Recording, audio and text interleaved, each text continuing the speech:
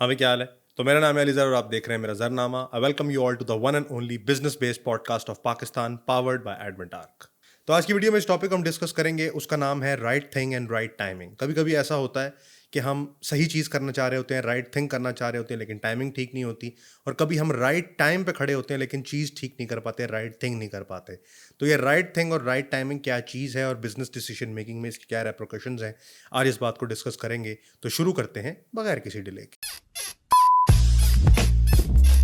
हाँ भाई, क्या हाल है? सब ठीक ठाक है? कैसा जा रहा है धंधा पानी? कैसी जा रही है बिजनेस की learning? Welcome to the 82nd episode of the Zarnama series.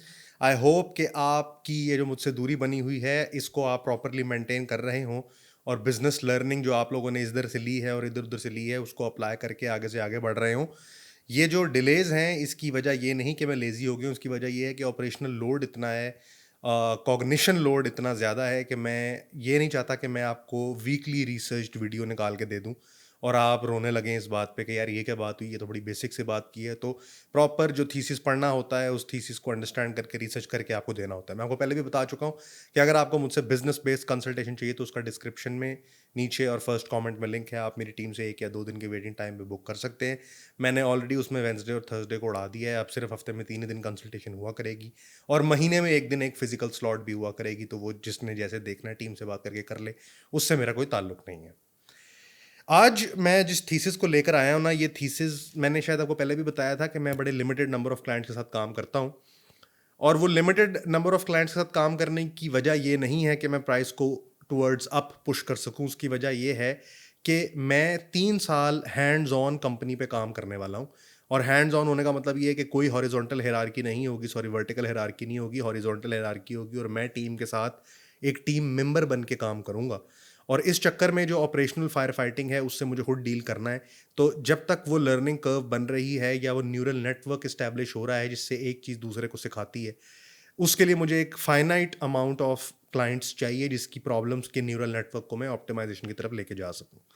तो ये जो मैं आपसे बातें करता हूँ ना, ये या कंसल्टेशन में किसी ने कोई बात की होती है उससे मुझे एपिफनी होती है, या मेरे क्लाइंटेल के अंदर कोई ना कोई प्रॉब्लम आ रही होती है उससे मुझे एपिफनी होती है, तो उससे ये थीसिस निकल के आते हैं। ये कोई रैंडम एआई से निकाले हुए थीसिस नहीं है। Right time and right thing. अक्सर औकात मैंने देखा है कि लोग राइट थिंग करना चाहते हैं, बहुत अच्छी बात है। वैसे तो ऐसे बड़े कम लोग हैं जो राइट थिंग करना चाहते हैं, लेकिन वो जो राइट थिंग है वो करने के लिए टाइमिंग ठीक नहीं होती, विच मीन्स कि उससे लॉस एंजलस होता है। और कभी कभी ऐसा होता है कि राइट थिंग ना भी कर रहे हों, रॉन्ग थिंग भी कर रहे हों और वो चाहते हैं कि टाइमिंग को राइट कर लें, लेकिन राइट टाइम पे ना हुई हुई चीज़ यानी रॉन्ग टाइम पे हुई हुई चीज़ राइट थिंग भी हो तो नहीं चलती, और राइट थिंग रॉन्ग टाइमिंग पे हुई हुई हो तब भी नहीं चलती। यानी ये जो डिसीजन मेकिंग के वेरिएबल्स हैं, समझ रहे हैं मैं क्या कह रहा हूँ? ये जो डिसीजन मेकिंग के वेरिएबल्स हैं इसके लिए राइट थिंग का राइट टाइम पे होना बड़ा जरूरी है, जो कि असल में पॉसिबल नहीं होता। तो let me picture a scenario for you. हम इसके लिए कुछ कोर अजम्पशंस को लेंगे और फिर उसको आगे लेकर चलेंगे। Let me tell you this कि अगर आप एक परफेक्ट इंजीनियर, एक परफेक्ट एग्जीक्यूटर हैं और राइट टाइम के लिए वेट कर रहे हैं, राइट थिंग राइट आर्किटेक्चर आपने बना लिया और आप इन दोनों की एमैल्गमेशन को लॉन्च करना चाहते हैं, तो कॉन्ग्रेचुलेशंस, आप इसको कभी लॉन्च नहीं कर सकते, क्योंकि जिसने राइट थिंग बना ली उसको कभी राइट टाइम नहीं मिलेगा और जिसके पास राइट टाइम है उसके पास राइट थिंग नहीं होगी। तो इस कोर अजम्पशन, इस एग्जाम्पल को समझाने के लिए मैं आपको ये बताता हूं कि ये जो बिजनेस डिसीजन मेकिंग का वर्ल्ड है ये 2 डायमेंशनल कार्टेजन प्लेन है, जिसके एक तरफ एक्स एक्सिस और एक तरफ वाई एक्सिस है। अब प्रॉब्लम यह है कि एक्स एक्सिस के ऊपर हमारे पास राइट थिंग है और वाई एक्सिस के ऊपर हमारे पास राइट टाइमिंग है। और एक परफेक्ट इंसान, एक परफेक्ट यूरेका मोमेंट में रहने वाला इंसान, एक वैक्यूम में रहने वाला इंसान ये को इंसाइड होने का इंतजार करेगा कि राइट थिंग और राइट टाइमिंग का जो टाइम को इंसाइड करेगा उसके ऊपर मैं एक्ट करूंगा। जिंदगी में ऐसा होता है कि कभी कभी राइट टाइम और राइट थिंग जो है वो कोइंसाइड करते हैं, लेकिन वो होता है शेयर लक की वजह से। और हम पहले लक के बारे में डिस्कस कर चुके हैं कि राइट थिंग और राइट टाइम दोनों चीजें जब हो जाएं उसी को लक कहते हैं। बट ये एक अनकंट्रोलेबल वेरिएबल है। तो फिर इस बिजनेस डिसीजन मेकिंग की दुनिया में हम 2 डायमेंशनल प्लेन के ऊपर ही हैं और हमें ये अज्यूम करना पड़ेगा कि लक हमारे कंट्रोल में नहीं है और राइट थिंग कभी राइट टाइम पे नहीं हो रही होगी। विच मीन्स कि जब मैं राइट थिंक करने जाऊंगा तो मेरे पास शायद रॉन्ग टाइमिंग का कंस्ट्रेंट हो, और जब मैं रॉन्ग जब मैं राइट टाइमिंग की तरफ जाऊंगा तो रॉन्ग थिंग का कंस्ट्रेंट होगा, और ये कंस्ट्रेंट हमेशा एग्जिस्ट ही करेगा, और मैंने इसके साथ किस तरह डील करना है मुझे अल्टीमेट फाइनल डिसीजन तक पहुंचाएगा। सो अब इस कोर एग्जांपल में वाई एक्सेस और राइट एक्सेस से निकलने वाली लाइनें कभी कोइंसाइड नहीं कर रही, क्योंकि लक को हम मैप आउट नहीं कर सके। वो बाय चांस हो जाए, वैसे ही हो जाए तो वो एक अलग बात है, लेकिन फिलहाल वो इस इक्वेशन से आउट रहेगा। और हमारी प्रॉब्लम ये है कि हम ठीक चीज करना चाहते हैं बट टाइमिंग हमारे हाथ में नहीं है, और सही टाइम पे करना चाहते हैं लेकिन उस वक्त सही चीज हमारे हाथ में नहीं है। तो इसका हमने क्या करना है, इसको आगे लेके चलते हैं। ये जिस रिसर्च की मैं आपसे बात कर रहा था ना, उसकी ब्यूटी ये है कि मैं बगैर एंकरिंग बायस के अगर किसी थीसिस को अंडरस्टैंड करने जाऊं तो उसके ऊपर बड़े बड़े बिजनेस बेस्ड इंस्टीट्यूट्स ने रिसर्च भी की होती है और अपनी अपनी फाइंडिंग भी दी होती है, और मुझे बड़ी खुशी होती है। और कभी कभी वो बिजनेस रिसर्च पढ़ते पढ़ते मेरे गूज बम्प्स आ जाते हैं कि यार ये कितनी को फाइनल बात है। आई थिंक कुछ लोगों को फिक्शन से ऐसा आता हो, कुछ लोगों को शायरी से ऐसा आता होगा, हर किसी की अपनी अपनी बकरी है, लेकिन मेरी बकरी क्योंकि बिजनेस है तो मुझे तो इन्हीं बातों से गूज बम्प्स आते हैं। बात यह है कि जिस बात को हम डिस्कस कर रहे हैं ना, पहले तो मैंने ये रिसर्च किया कि ये बात भी ओरिजिनल है कि नहीं, तो पता चला कि बात ओरिजिनल है, और इस बात को दुनिया में एक्सप्लेन किया जाता है, आप गूगल भी कर सकते हैं, प्रिडिक्शन फैलेसी के साथ। प्रिडिक्शन फैलेसी अगेन यही है कि राइट थिंग राइट टाइम पे नहीं होती। तो फॉर एन एग्जांपल, आप एक सॉफ्टवेयर डेवलपर हैं और आप अपनी कंपनी के सीईओ हैं और आपने क्या फाइनल प्रोडक्ट बनाई है, and now you are waiting for the right time कि इकोनॉमी ऐसी होगी तो मैं लॉन्च करूंगा। या फिर आपको समझ आ गई है कि इकोनॉमी ऐसी है लेकिन वो चीज़ आपके पास रेडी नहीं है, तो आप राइट थिंग का वेट कर रहे हैं, दोनों में से किसी एक के पास पहुंच रहे हैं। ये हाइजेनबर्ग अनसर्टेनिटी प्रिंसिपल की तरह चलता है कि आप मोमेंटम और साइज को एक टाइम पे मेजर नहीं कर सकते, क्योंकि एक चीज इम्प्रॉबेबल हो जाती है दूसरी चीज के होने से। तो ये प्रिडिक्शन फैलेसी है जिसको हम डिस्कस कर रहे होंगे, और उसमें जो प्रॉब्लम स्टेटमेंट हमारे पास आएगी वो ये है कि डिसीजन जब आप बनाते हैं तो वो डिसीजन ठीक या गलत नहीं होता, वो डिसीजन उस वक्त के लिए ठीक होता है क्योंकि डिसीजन एक लिविंग ब्रीदिंग एंटिटी है, और उस वक्त के वेरिएबल्स के हिसाब से वो decision most likely to proceed होता है। तो डिसीजन को सबसे पहले जो हम समझते हैं ना कि एक बाइनरी चीज है, और जब ले लिया तो फिर वही फाइनल है, जब इससे शादी हो गई तो फिर इसी से शादी हो गई, ऐसी कोई बात नहीं होती। डिसीजन हमेशा टाइम बाउंड होता है और एक लिविंग ब्रीदिंग एंटिटी होती है। तो इस एग्जाम्पल को आगे बढ़ाते हुए हम एक 2 डायमेंशनल पेन को जहन में रखेंगे, और वो जो प्लॉट पॉइंट हमने लिया है उसको भी जहन में रखेंगे कि वो एक लिविंग ब्रीदिंग एंटिटी है जो के टाइम के साथ साथ ऊपर नीचे होगी। तो a decision is never a final decision, a decision is only final for that particular moment और कंस्ट्रेंट्स। अब इस बात से आगे चल, हार्वर्ड बिजनेस स्कूल में एक बंदा पाया गया माइकल रेनॉर करके, और उसने रिसर्च की स्ट्रैटेजीज के ऊपर, और स्ट्रैटेजीज को जब ग्राफ के ऊपर प्लॉट किया तो उसने ये पाया कि highly successful results oriented strategies और हाईली अनसक्सेसफुल यानी हाईली फेलियर ड्रिवन स्ट्रैटेजीज, दोनों के कैरेक्टरिस्टिक्स तकरीबन एक जैसे हैं। हैरत की बात यह है कि जो स्ट्रैटेजीज सक्सेस में कन्वर्ट होती हैं वो डिफरेंट होनी चाहिए थी, और जो स्ट्रैटेजीज फेलियर में कन्वर्ट होती हैं वो डिफरेंट होनी चाहिए थी, लेकिन उसने उसके अंदर बहुत ज़्यादा कॉमनैलिटीज देखी। बड़ा डिटेल में रिसर्च है, अगर आपने HBR की सब्सक्रिप्शन ली हुई है तो आप उसको पढ़ भी सकते हैं अगर आपको मौका मिले, वरना मैं कह रहा हूँ मेरे से सुन लें। हमारा यही है ना कि हमने यकीन नहीं करना, हमने जाके खुद गूगल करके जलील होना है। तो बहरहाल अगर आपने होना हो और आपको थोड़ा बहुत इकोनोमेट्रिक समझ आता हो तो आप जाके समझ भी सकते हैं। तो उसने ग्राफ पे प्लॉट किया और देखा कि सक्सेसफुल और फेलियर ड्रिवन स्ट्रैटेजीज जो है ना उनके कैरेक्टरिस्टिक्स सेम है। तो उस पर उसने फाइंडिंग ये दी कि फेलियर और सक्सेस ड्रिवन स्ट्रैटेजीज दोनों के कैरेक्टरिस्टिक्स सेम इसलिए हैं क्योंकि वो दोनों एक ही चीज करने की कोशिश कर रहे हैं, और वो ये है कि फ्यूचर किस तरह का होगा। They are trying to predict the future of failure and success based strategies due to which they have quite a lot of similarities as much as we don't think. तो non intuitively speaking they have very common characteristics, because दोनों के अंदर the common thing is that we are trying to predict the future. वैसे तो यहाँ पे जो आपने कहा था, if the best way to predict the future is to create it, कि जो तुम्हें चाहिए वो बना ही लो, लेकिन बहरहाल क्योंकि दोनों में फ्यूचर प्रिडिक्शन की कुछ अजम्पशंस आपने लगाई होती हैं कि इन्फ्लेशन इस तरह ग्रो करेगी, इकोनॉमी इस तरह ग्रो करेगी, प्राइसेस इस तरह होंगी, यूजर बिहेवियर ये होगा, फलां फलां करके। तो क्योंकि दोनों के साथ आपने ये अटैच किया हुआ है कि हमारे ख्याल से दुनिया इस तरह को आगे बढ़ेगी, और जब उसके पीछे आप ग्राफ प्लॉटिंग करते हैं तो कोई पता नहीं कि सक्सेस की तरफ जा रहा है या फेलियर की तरफ जा रहा है, और आपका अगेन वही फैलेसी कि मैंने दोनों में से किसको चूज करना है या मैं कहां से शुरू करूं, आप उधर ही फंसे हुए हैं। तो हार्वर्ड ने इस बात की तस्दीक कर दी। दूसरी रिसर्च जो मैंने इसी टॉपिक पे की वो स्टैनफोर्ड की थी, और स्टैनफोर्ड इस पे बड़ी मजेदार बात कर रहा था। वो कह रहा था कि फिजिक्स ये है कि A+B=C है, और आप इस बात को मानते भी हैं, और वो जब लॉ बन जाता है, अप टिल द पॉइंट के न्यू डेटा आ जाए वो लॉ ही रहता है। लेकिन डिसीजन मेकिंग जो है वो A plus B is equal to C नहीं होता। तो और वो फिजिक्स बेस्ड भी नहीं है। तो जब मैं इसमें डिग डीप किया मैंने, तो मुझे ये पता चला कि वो ये कह रहा है कि ए बी और सी जो है ना वो बायोलॉजिकल इक्वेशन है। तो जब आप बायोलॉजिकल इक्वेशन की बात करते हैं उसके साथ आपको कैरेक्टरिस्टिक्स के बदलते रहने का फैक्टर भी डालना पड़ेगा, विच मीन्स ए भी चेंज होगा, ए की बेस पे बी चेंज होगा, बी की बेस पे सी चेंज होगा। तो जूं जूं ग्राफ में टाइम आगे की तरफ बढ़ेगा ए बी और सी की वैल्यूज चेंज होंगी, विच मीन्स कि ए बी और सी के आपस में प्रोपोर्शन भी डिफरेंट हो रहे होंगे। So what Stanford is trying to say is that जब आप बिजनेस डिसीजन मेकिंग की बात करते हैं, मैं सिर्फ आपको इस बात से स्टैब्लिश करा रहा हूं कि आपको ये दोनों चीजें कभी या तीनों चीजें कभी ठीक टाइम पे नहीं मिलेंगी। आपको जिस टाइम पे चाहिए उस टाइम पे पैसे आपके पास नहीं पड़े होंगे। आपको जिस टाइम पे सही काइंड ऑफ एम्प्लॉई चाहिए वो आपके पास अवेलेबल नहीं होगा। जिस टाइम पे आप कैश हंगरी हैं उस टाइम पे क्लाइंट नहीं मिलेगा। क्लाइंट आपको तब मिलेगा जब आप सुपर बिजी होंगे और कहेंगे मैं क्लाइंट नहीं ले रहा, तो क्लाइंट आगे खड़ा होगा। तो ये सारी बातें इसलिए है ना क्योंकि आप किसी चीज को टाइम करने की कोशिश कर रहे हैं। तो स्टैनफोर्ड इस पे ये कह रहा है कि A plus B is equal to C या A plus B is equal to C plus D living breathing entities हैं और इनके वेरिएबल्स एंड कैरेक्टरिस्टिक्स चेंज हो रहे हैं, विच मीन्स कि आपको फैक्टर इन करना पड़ेगा एवोल्यूशन को, आपको फैक्टर इन करना पड़ेगा चेंजिंग डायनामिक्स को, आपको फैक्टर इन करना पड़ेगा मैक्रो इकोनॉमिक्स को। और आप इस प्रिडिक्टिबिलिटी के लूप को तोड़ नहीं सकते। मतलब आप टाइम द मार्केट नहीं कर सकते। मतलब आप ये फैसला नहीं कर सकते कि किस वक्त क्या किस तरह चेंज हो रहा होगा।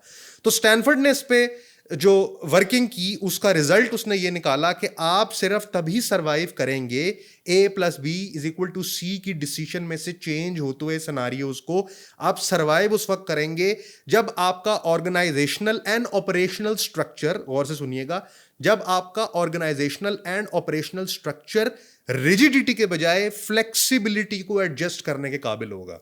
मतलब मेरा एक दोस्त था, उसका एक रेस्टोरेंट था, उसमें चिकन की बड़ी चोरी होती थी और वो कहता था मेरे वेटर खाते हैं। तो मैं उसकी कंसल्टेशन कर रहा था, उसको मैंने कहा कि यार अगर चोरियां ज़्यादा हो रही हैं ना तो 10% चिकन की कॉस्ट को ना प्राइस में ही ऐड कर लो। जैसे उसने ऐड किया उसकी सारी अकाउंटिंग सीधी होगी, क्योंकि 10% आते जाते वेटर खा ही लेंगे, क्योंकि इंसान ही है और हमारा नॉर्म ही है कि कोई बात नहीं, किसी का माल अगर पड़ा हो तो खा लेना चाहिए एज लॉन्ग एज उसको पता ना चले। वो होता है ना, चोर पकड़ा जाता कहता है मैं तो वापस रखते हुए पकड़ा गया हूँ। तो जब आपको ये पता ही है कि ए बी और सी फिक्स नहीं है और जब आपको ये पता ही है कि ये गेम करेंगे और हरकत करेंगे, तो बजाय इस बात के कि आप उनको फिक्स करने की कोशिश करें और टाइम द मार्केट करने की कोशिश करें, स्टैनफोर्ड ये कह रहा है कि अपनी ऑर्गेनाइजेशनल और अपनी ऑपरेशनल स्ट्रैटेजी के अंदर वो फ्लेक्सिबिलिटी ले आओ जो ए बी और सी की रोटेटिंग वैल्यू को एडजस्ट कर सकती हो। मैंने कहा ना मुझे गूज़बम्प आ गए थे। तो वो आपको ये कह रहा है। तो मतलब मैं सिर्फ ये आपको तस्दीक करवा रहा हूँ ओरिजिनल प्रॉब्लम की कि जब दो वेरिएबल्स को इकट्ठे प्लॉट करने की कोशिश करेंगे इन्फिनिट इक्वेशन बन जाएगी और ग्राफ कभी समझ में नहीं आएगा। तो आप बजाय इसके कि ए बी और सी को फिक्स्ड अज्यूम करके आगे बढ़े और अपनी बोर्ड रूम की मीटिंग में इस बात पे परेशान हो रहे हो कि इनका क्या करें, आप अपनी ऑर्गेनाइजेशनल और ऑपरेशनल डीएनए के अंदर वो फ्लेक्सिबिलिटी पैदा करें, वो एडजस्टमेंट का रूम पैदा करें कि अगर ये भी चेंज हो गया तो ये कर लेंगे, ये भी चेंज हो गया तो ये कर लेंगे। और जिसके लिए मैंने आपको पहले भी बताया था कि आपको इंडिविजुअल नीचे छोटे छोटे सीईओ खड़े करने पड़ेंगे जो आप सीईओ की आवाज पे लब बैक कहते हो। तो स्टैनफोर्ड भी इस बात की तस्दीक कर रहा है कि आप टाइम द मार्केट नहीं कर सकते और प्रिडिक्शन या प्रिडिक्टिव फैलेसी के अंदर आप फंसते रहेंगे अनलेस कि आप ये अज्यूम करें कि ये एक मूविंग एंटिटीज हैं और इन मूविंग एंटिटीज ने मूव करना ही करना है। The change is the only certainty. और इसकी बेस पे मैं अपने अंदर वो फ्लेक्सिबिलिटी और मूवमेंट पैदा करूंगा ताकि मैं डायनामिकली चेंजिंग वेरिएबल्स को एडजस्ट कर सकूं, जिसको रोबस्टनेस कहते हैं सॉफ्टवेयर की लैंग्वेज में। आपका सवाल ये होगा कि अली भाई प्रॉब्लम तो अच्छी इंट्रोड्यूस हो गई और रिसर्च बेस्ड डेटा जो है वो आपको इस बात पे लब बैक कह भी रहा है, तो फिर करना क्या है? और मैं भी आपको आगे से यही कहूँगा कि अगर आप ज़रनामा देखने आए तो मसले के हल के बगैर नहीं जाएंगे। मुझे नहीं पता कि ये मसला जो है वो 0 to 1 इंसानों का नहीं है, 1 to 10 इंसानों का है। यानी कि अगर वो किसी चीज़ पे डिसीजन लेते भी हैं और वो डिसीजन अगर बैकफायर भी करता है तो उसका ज़्यादा से ज़्यादा इफेक्ट उनके फाइवर के अकाउंट पे होगा, अपवर्क के अकाउंट पे होगा। कोई 350 की वायर जो उनकी आनी है, बल्कि वायर तो कभी आती नहीं, पेयोनियर में पैसे आते हैं, पेयोनियर में जो पैसे आने हैं वो नहीं आएंगे, ज़्यादा से ज़्यादा यही होगा। बट जब आप 1 to 10 की बात करते हैं तो 8, 10, 15, 20, 25 लोगों के घर आपके डिसीजन मेकिंग की वजह से चलते हैं। और आपका डिसीजन इतना क्रिटिकल और इतना वेल थॉट आउट इसलिए होना चाहिए क्योंकि एज अ CEO वो आपके झंडे के नीचे खड़े हैं। तो अगर झंडे पे सिर्फ होगा डंडा तो वो आपको देके चले जाएंगे। तो आप क्योंकि लीडर हैं, तो मैं उन लीडर से बात कर रहा हूँ माजरत के साथ। अगर कोई लोग देख रहे थे कि हमारी बात क्यों नहीं हो रही, तो आप लोगों की भी कभी हुई बात होती है। मैंने बड़ी वीडियोस बनाई हैं 80 में से जो 0 to 1 के लिए बात होती है। लेकिन अभी बात, अच्छा ये 0 to 1 पीटर थील वाली नहीं है, अगर आपने पीछे किताब देख ली है तो ये 0 to 1 का मतलब है स्टार्टिंग आउट और फिर अब इस्टेब्लिश्ड एंटरप्रेन्योरशिप। तो बात उनकी हो रही है जिनके डिसीजन वेरिएबल्स के ऊपर मैंने 15 20 25 घर चल रहे हैं, या एक कंपनी का फ्यूचर खड़ा हुआ है, प्रोडक्ट का फ्यूचर खड़ा है, उनसे बात हो रही है। तो मेरे पास कंसल्टेशन में भी जो आता है उसको तो मैं वैसे ही बता देता हूँ और आपको भी बता देता हूँ कि आपके पास अब 2 सिनेरियो होंगे ना, राइट थिंग होगी लेकिन टाइमिंग रॉन्ग होगी, या फिर टाइमिंग राइट होगी और थिंग रॉन्ग होगी। तो इसमें आपने करना क्या है? सिनेरियो नंबर 1 की बात कर लेते हैं। आपके पास राइट थिंग है, टाइमिंग रॉन्ग है। तो आप एक सॉफ्टवेयर हाउस के सीईओ हैं और आपने एक बड़ी ही फाइनल प्रोडक्ट बनाई है। वैसे तो आपको प्रोडक्ट नहीं बनानी चाहिए, जब जब आपको सैस बनाने का आइडिया है आप मुझसे रब्ता करें और मुझ जैसे किसी इंसान को कहें कि मुझे प्रोडक्ट मार्केट फिट बना के दो पहले, और फिर जब वो इस्टेब्लिश हो जाए तो उस पर डेवलपमेंट करें, अपने मैन आवर्स वेस्ट ना करें। लेकिन करते भी रहें, कोई मसला नहीं, क्योंकि जो कर भी लेते हैं उनका बाद में प्रोडक्ट मार्केट फिट बनाया जा सकता है, बस थोड़ा सा महंगा पड़ता है उनको, क्योंकि वो फिर रीआइट्रेशन करना मुश्किल हो जाता है। एनीवेज, सो पहला सिनेरियो कि आपकी थिंग राइट है लेकिन आपकी टाइमिंग रॉन्ग है। मतलब कि मैंने एक सही आर्किटेक्चर डिप्लॉय कर लिया है लेकिन मेरी टाइमिंग खराब है, जीसीसी में क्राइसिस आ गया, यूएस में नौकरियां जा रही हैं, एमवीपी का सिस्टम खत्म हो रहा है, तो क्या करूं मैं? फिर फट्टा बंद कर दूं, लैपटॉप तोड़ दूं, सब कुछ बेच दूं, सड़क पे आ जाऊं, ग्राफिक डिजाइनर बन जाऊं, फील्ड स्विच करूं, मैं क्या करूं? आप गेम शुरू करें। मतलब अगर आपकी टाइमिंग रॉन्ग है और आपकी थिंग राइट है तो इसका मतलब ये है कि वो अभी के लिए रॉन्ग है, और आने वाले टाइम में या कुछ टाइम में या बहुत टाइम बाद वो राइट थिंग हो जाएगी। और क्योंकि आपने स्टैनफोर्ड की रिसर्च बेस्ड ये वीडियो मेरी देख ली है तो आपके अंदर वो फ्लेक्सिबिलिटी भी होगी जिसको एडजस्ट कर सकेंगे आप, राइट? तो इस बात के रहते आप गेम को शुरू करें। अब रियल बेस्ड सिनेरियो में आप अपनी डिस्कवरी फीस इकट्ठी करें, आप अपना एमवीपी डिप्लॉय करें, आप प्रोडक्ट मार्केट फिट के अंदर जो आइट्रेशन, जो फीडबैक, जो मामला चलने वाले हैं वो चलाएं, जितना हो सकता है वो कर गुजरें। राइट टाइमिंग का वेट करना अगर आपने करना शुरू कर दिया तो फिर आप वही बात हो जाएगी कि आप थोड़ा सा काम करते थे, थोड़ी सी छुट्टियां लेते थे, थोड़ा काम करते थे, थोड़ी छुट्टियां लेते थे, फिर छुट्टियां थोड़ी ज़्यादा होने लग गई, काम थोड़ा कम होने लग गया, फिर एक टाइम आया कि छुट्टियां ही चल रही हैं, काम आ ही नहीं रहा। तो आपको, अगर आपके पास राइट थिंग आ गई और आपकी टाइमिंग ठीक नहीं है, तो do what ever you can with the current capital available. यानी कि अगर आपको डिस्कवरी कॉल का पैसा आ रहा है ले लें, अगर आपको कहीं पे एक बेसिक प्रोटोटाइप डिप्लॉय करने का पैसा आ रहा है ले लें, अगर कोई कंपनी आपको ट्रायल बेसिस पे चला रही है चला दें। इसका मतलब ये नहीं कि अपनी सर्विसेज का मेयार गिरा दें या आप कहें कि अब क्योंकि मैं कैश ग्रैब सिचुएशन में हूं तो मैं इसको घटिया बेचने लग जाऊं। आप कम बेच के कम वॉल्यूम के ऊपर खेल लें, आप किसी ऐसी इकोनॉमी के अंदर ट्राई कर लें जिसके अंदर शायद अभी वो डिप्लॉयमेंट उस लेवल की नहीं हो सकती जो आप यूएस वाली डिप्लॉयमेंट एक्सपेक्ट कर रहे हैं, लेकिन आपने राइट गेम खेलनी है और खेलते रहनी है अप टिल द टाइम के रॉन्ग टाइमिंग ठीक हो जाए। दूसरा सिनेरियो कि अगर आपके पास रॉन्ग थिंग है लेकिन आपके पास टाइमिंग राइट है, तब आपने क्या करना है? इस केस में, पहले केस में आपके पास क्या था? चीज ठीक थी, टाइमिंग रॉन्ग थी, आपने क्या करना था कि आपसे जो बन पा रहा था आपने खींचना था। मतलब इसका मतलब ये नहीं मैं कह रहा कि लोगों को धोखा देना शुरू कर दें, जो है वही बता के बेचें, बट इस बात को समझें कि टाइम ठीक हो जाएगा, मेरी चीज ठीक है, उसकी वैलिडिटी ठीक है, और उसके अंदर फीडबैक आइट्रेशन का लूप चला दे। दूसरे सिनेरियो में जब आपको पता है मेरे पास अभी ठीक चीज नहीं है और मेरी टाइमिंग बिल्कुल ठीक है, तो वीक प्रोटोटाइप के साथ घुस के फट जाए। Hold that line. In this case आपको ऐसे कई बेवकूफ लोग या ऐसे लोग जिनको उन चीज की अवेयरनेस नहीं है। मैं उस दिन एक कंसल्टेशन में बंदे से बात कर रहा था जो जीसीसी में आज के दौर में डब्ल्यूपी की वेबसाइट शॉप उसके वू कॉमर्स के साथ 5 लाख रुपए की बेच के दिखा रहा है। तो ऐसे कई अनअवेयर लोग होंगे और इन्फॉर्मेशन एसिमेट्री आपके हमेशा साथ ही खड़ी रहेगी। जो नई अवेयरनेस होगी जिनके पास कि ये काम तो इजीली भी हो जाता है और उनको फुद्दू बनाया जा सकता होगा, माना कि उस वक्त आप भी फुद्दू होंगे, लेकिन बहरहाल you got to play the bills. So उसके लिए आपने ये करना है, अगर आपके पास टाइमिंग ठीक मिल गई है आपको और थिंग रॉन्ग है, तो आपने घुस के फट जाना है, वीक प्रोटोटाइप खड़ा कर देना है, फेल फास्ट की तरफ चले जाना है, और आपने उसको ओवर टाइम ठीक होने का मार्जिन देना है। दोनों बातों की बॉटम लाइन जो मैं अब आपसे करूंगा वो आपको थोड़ी सी लगेगी, लेकिन मैं आपको फिर भी करूंगा। और ये स्टैनफोर्ड हार्वर्ड दोनों की स्टडी का मुतफर्रिक कंबाइंड फैसला है। कंबाइंड फैसला ये है कि you never actually fail. Failure is the cost that you pay for the right data. आप पे लाजिम एज अ सीईओ ये नहीं है कि आप राइट टाइमिंग को टाइम करने की कोशिश करें और राइट थिंग उस वक्त आपके पास हो। ना ही एज अ सीईओ आपसे ये डिमांड है, आप कोई प्रॉफिट नहीं है जो कि प्रेडिक्शन करता है, आप सीईओ हैं, तो आप अपने सीईओ वाला काम ही करेंगे ना, यही आपसे एक्सपेक्ट किया जाता है। और अगर आप इसी को ठीक तरह से करेंगे तो ही आप बड़े सीईओ हैं। या आपके पास राइट टाइमिंग है और थिंग रॉन्ग है, तो उसको आप वीक प्रोटोटाइप में लेके जाएंगे और आगे लेके जाएंगे। दोनों बातों की बॉटम लाइन ये है कि फेलियर से डरना नहीं है। फेलियर, मैं उस दिन वो किताब पढ़ रहा था उसकी, एरन टेलर की, एरन टेलर है कि एरन रॉस है, वो भी यही कह रहा था प्रेडिक्टेबल रेवेन्यू वाली किताब में कि right kind of sales funnel को ढूंढने के लिए आपको wrong kind of sales funnel के ऊपर लाइन लगानी पड़ेगी, और उसके लिए हिट एंड ट्रायल भी जाएगा, एफर्ट भी जाएगी, मनी भी जाएगी, और इसका कोई जवाब नहीं है। तो सिमिलरली आप ना तो टाइम द मार्केट कर सकते हैं, देखिए टाइमिंग की गोली आप खा सकते हैं सिर्फ, लेकिन टाइमिंग को आप क्रैक नहीं कर सकते। आज तक किसी से टाइमिंग क्रैक नहीं हुई, वॉरेन बफेट से भी मार्केट टाइमिंग क्रैक नहीं हुई, अनलेस कि कोई रॉकफेलर होगा जो बताएगा किसी को, वॉल स्ट्रीट वाले को, कि आज ये वाली टाइमिंग पे फलाना क्रैश होना चाहिए। आप टाइम भी नहीं कर सकते, ये भी आपने मान लिया, और आप राइट थिंग भी नहीं कर सकते whilst remaining on the right time. तो या राइट टाइम हो सकता है या राइट थिंग हो सकती है। और अगर इस बात को ज्यूम कर लिया जाए कि शेयर लक नहीं आएगी या शेयर लक को हम कैलकुलेट नहीं कर सकते और वो कोइंसाइड नहीं करेगी, तो फेलियर से डरना नहीं है।